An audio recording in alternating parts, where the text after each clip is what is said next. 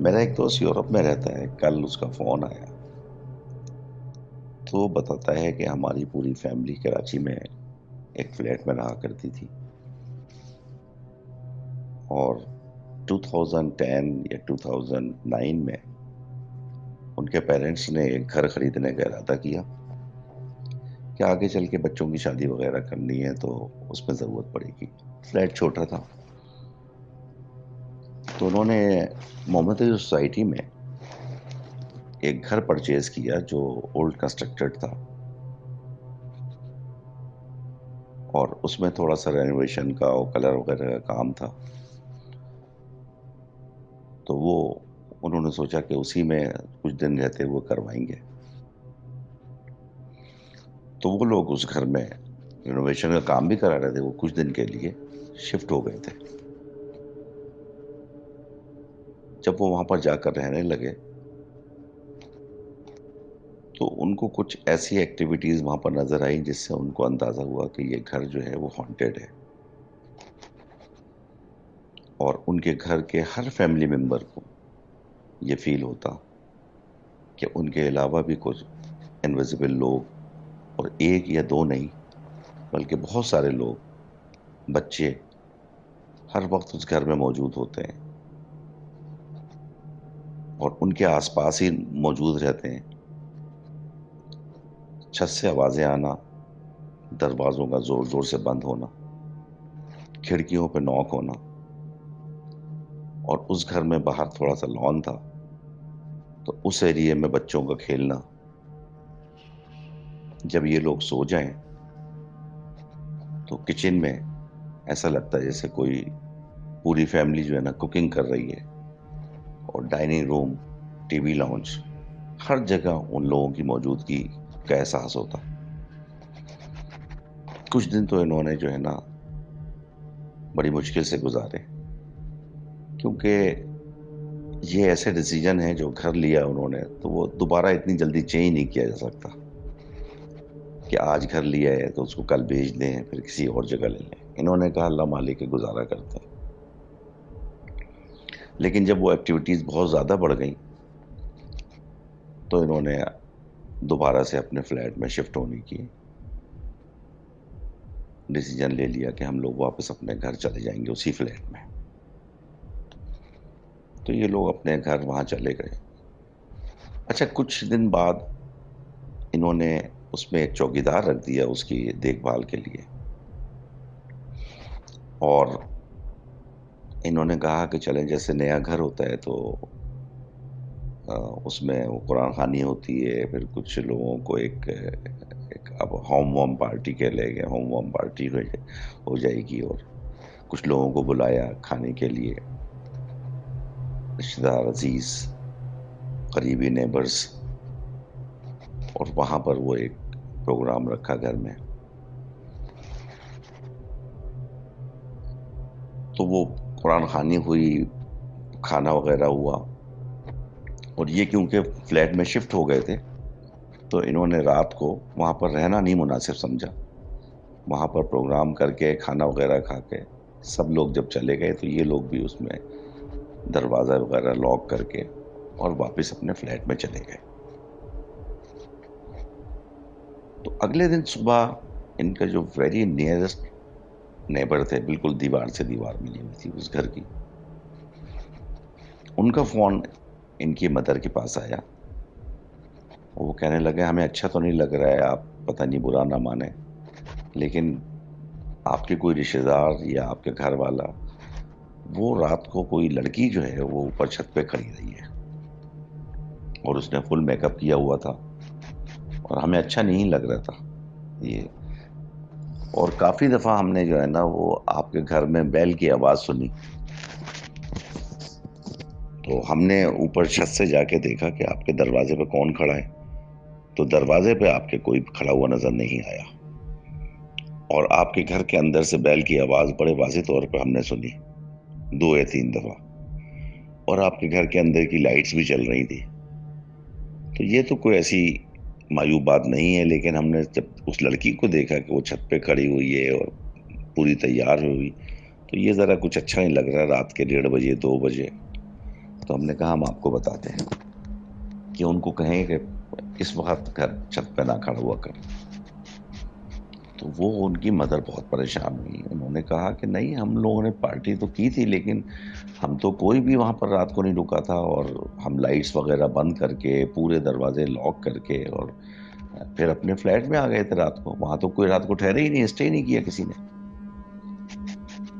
تو یہ ان کے نیبر جو ہے نا بولنے لگے نہیں آپ جھوٹ سمجھ رہی ہیں، میں نے تو خود دیکھا ہے کہ وہاں پر باہر آپ کی بالکنی میں اور چھت پہ وہ بچے بھی گھوم رہے تھے، اور ایک لڑکی تو رات کو کافی لیٹ نائٹ تک وہاں پر کھڑی رہی ہے۔ خیر وہ بات آئی گئی ہو گئی، ان کی والدہ جو ہے نا بڑی پریشان ہوئی۔ انہوں نے اس چوکیدار کو پوچھا کہ آپ نے کوئی ایسی چیز فیل کی ہے، ایسے سے بتائیں گے، انہوں نے تو خود فیل کی تھی اس گھر میں۔ اچھا، اب چوکیدار جو ہے نا کبھی کبھی اگر جب گھر کے اندر جاتا تھا صفائی وغیرہ کے لیے، تو وہ یہ بتاتا ہے کہ اس کو کوئی ایسی اندیکھی مخلوق جو اس کو نظر نہیں آتی تھی، لیکن وہ اس کو لٹرلی پورے سے پیچھے سے پش کرتی تھی، دھکا دیتی تھی، اور اتنے فورسلی دھکا دیتی تھی کہ وہ اس کو باہر نکال کے گھر سے باہر لان کی طرف پھینک دیتی تھی۔ اس چوکیدار کا بھی یہی روٹین تھا، کیونکہ اس کے لان میں باہر، گھر سے باہر ایک روم تھا، سرونٹ روم کہہ لیں، اور واش روم بھی تھا، تو وہ گھر کے اندر جاتا نہیں تھا، وہ صرف اسی باہر والے کمرے کو یوز کرتا تھا، اسی واش روم کو یوز کرتا تھا، اور ڈر کے مارے رات کو 12 1 بجے اس کے قریب ہی کوئی رشتے دار وغیرہ رہتے تھے، اس کی بستی تھی کچی آبادی، تو وہ رات کو 1 1:30 بجے وہاں چلا جاتا تھا، اور 2 3 گھنٹے وہاں گزار کے صبح فجر کے ٹائم آ کے اپنے کمرے میں سو جاتا تھا۔ اس نے بھی یہی بتایا ان کی فیملی کو کہ ہاں اس قسم کے مسئلے ہوتے ہیں، اور مجھے بھی بعض دفعہ بہت ڈر لگتا ہے، کیونکہ دروازے بند ہوتے ہیں اور خود بخود لائٹس اندر جل جاتی ہیں، اور لوگوں کے چلنے پھرنے کی جو ہے نا وہ آہٹ میں محسوس کرتا ہوں، اور اگر میں کبھی اندر جانے کی کوشش کرتا ہوں تو میرے ساتھ یہ ہوتا ہے۔ بہرحال اس طرح سے دن گزرتے رہے، تو یہ میرے دوست کی جاب لگ گئی دبئی میں۔ 2 سال بعد جو ہے وہ انہوں نے، یا 3 سال بعد، جب ان کی بیٹے کی شادی کا پروگرام بنا، تو پھر دوبارہ سے انہوں نے اس گھر کو آباد کرنے کی کوشش کی، اس لیے کہ اب اس فلیٹ میں گزارا نہیں تھا اس کی شادی کے بعد۔ یہ لوگ پھر اس گھر میں شفٹ ہوئے، انہیں پہلے سے احساس تو تھا کہ اس میں پرابلمس ہیں۔ بچے کی شادی کی، تو یہ دبئی میں جاب کرتا تھا، تو یہ بہت زیادہ جو ہے نا کراچی آتا جاتا رہتا تھا۔ مطلب یہ خود بتاتا ہے کہ ممتاز صاحب میں کوئی پورے سال میں 70% جو ہے نا وہ میں کراچی میں گزارتا تھا۔ نئی نئی شادی تھی، اور دبئی کیونکہ قریب تھا، ان کی وائف کا میرے خیال سے ویزا وغیرہ نہیں ہوا تھا، تو یہ ایوری منتھ جو ہے نا وہ کراچی چکر لگاتا تھا، اور ہفتہ 10 دن اس طرح سے رہ کے چلا جاتا تھا۔ اب اس کی بیوی کو بھی وہ چیزیں فیل ہونے لگی، وہ بتاتی ہے کہ میرے پیچھے پیچھے کوئی مستقل کوئی ہوتا ہے، یہاں تک کہ اس نے بعض دفعہ میرے پیچھے سے شولڈر پہ ہاتھ بھی ٹچ کیا، اور بہت زیادہ ڈرنے لگی، اور اسی طریقے سے واقعات جو ہے نا ان کے باقی فیملی ممبرس کے ساتھ بھی ہوتے رہے، سبھی کے ساتھ یہ محسوس ہوتا تھا سب کو، حالانکہ دوسری منزل لاک تھی، لیکن وہاں سے مستقل بچوں کے کھیلنے کی اور باتیں کرنے کی آوازیں آتی تھی۔ یہ تقریباً 1 سال وہاں پر رہے. اس کے بعد جب بہت زیادہ پریشانی شروع ہو گئی تو اس کی وائف جو تھی وہ تو اپنے ماں باپ کے گھر شفٹ ہو گئی، اور اس کی فیملی کے ممبر، پیرنٹس وغیرہ، وہ دوبارہ سے اپنے فلیٹ میں شفٹ ہو گئے. اچھا، ان کی مدر کا کوئی بزنس تھا مارکیٹنگ اینڈ سیلز کا، تو انہوں نے اس پھر مکان کو نیچے 2 کمرے آفس میں شفٹ کر دیے. ان کا کوئی آفس بنانا تھا ان کو سیلز کا. تو آفس والوں کو بھی بتایا کہ اس قسم کی پرابلم ہے، لیکن انہوں نے کہا کہ کیونکہ ہم تو صبح 9 بجے سے لے کے 5-6 بجے تک ڈے ٹائم میں واپس چلے جائیں گے، نائٹ تو ہم نے ٹھہرنا نہیں ہے، تو کوئی مسئلہ نہیں، ہم چلا لیں گے کام. تو وہ گھر انہوں نے اس آفس میں شفٹ کر دیا. اور میرا دوست جو ہے، اس کی جاب پھر ادھر یورپین ایک سٹی مالٹا ہے اس میں ہو گئی. تو یہ آفس جو ہے وہ 2-3 سال تک وہاں چلتا رہا. جب انہوں نے آفس بنایا تو ان کی ایک فیملی رشتے دار تھے، وہ دبئی سے 1 مہینے کے لیے کسی کی ڈیتھ میں کراچی ان کا آنا ہوا، ان کو 1 مہینہ رہنا پڑا. تو انہوں نے ان کی مدر سے کہا کہ ہمیں کوئی گھر چاہیے، ہمیں 1 مہینے تک رہنا ہے. تو ان کی مدر نے کہا کہ آپ ایسے ایسے گھر ہے، آفس بنا ہوا ہے، اس میں باقی کمرے خالی ہیں، تو آپ اس میں رہ لیں، لیکن اس میں اس قسم کے کچھ مسائل ہوتے ہیں تو آپ اگنور کیجئے گا، ڈریے گا مت.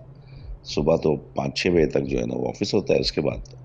دوسرے رومز بھی خالی ہیں، آپ رہ لیں اس میں. تو وہ فیملی جو ہے نا وہ 1 مہینے کے لیے اس گھر میں رہنا شروع کر دیا. اچھا، ان کے پیرنٹس نے اس فیملی کا خیال رکھنے کے لیے ایک بندہ بھی وہاں پر جو ہے نا 1 مہینے کے لیے ہائر کر کے ان کے ساتھ رکھ دیا، تاکہ وہ ان کے کھانے پینے کا اور صفائی ستھرائی کا خیال کرے. 1 دن گزرا، 2 دن گزرا، اس فیملی کو بھی اسی قسم کی ایکٹیویٹیز محسوس ہوئی. یہ نیچے ہیں تو اوپری منزل پہ کوئی ونڈو پہ ناک کر رہا ہے بہت زور زور سے، اور ناک اتنی زور سے کر رہا ہے کہ لگتا ہے جیسے ونڈو توڑ دے گا.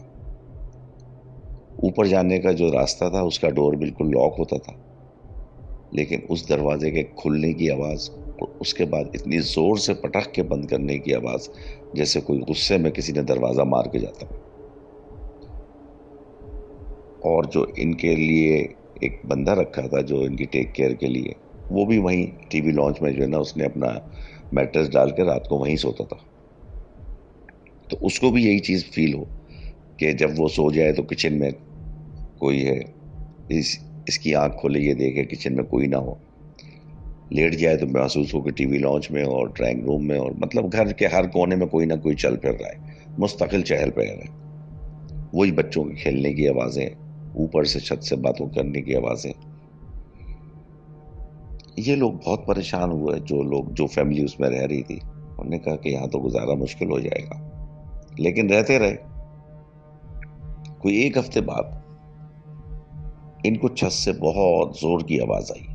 کوئی چیز گرنے کی.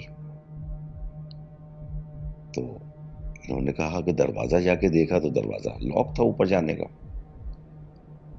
تو وہ جو بندہ انہوں نے رکھا ہوا تھا ٹیک کیئر کرنے کے لیے، اس نے بتایا کہ اچھا پریشان نہ ہو، میں جا کے دیکھتا ہوں. ایک اینٹینا ڈش ہے جو اوپر چھت پہ رکھی ہوئی ہے، وہ جو گول بڑی سی ڈش ہوتی تھی جس سے مطلب چینلز وغیرہ آتے تھے، اب تو خیر کیبل سسٹم ہو گیا ہے، تو وہ رکھی ہوئی تھی اوپر. اس نے کہا میں وہ جا کے دیکھتا ہوں، ہو سکتا ہے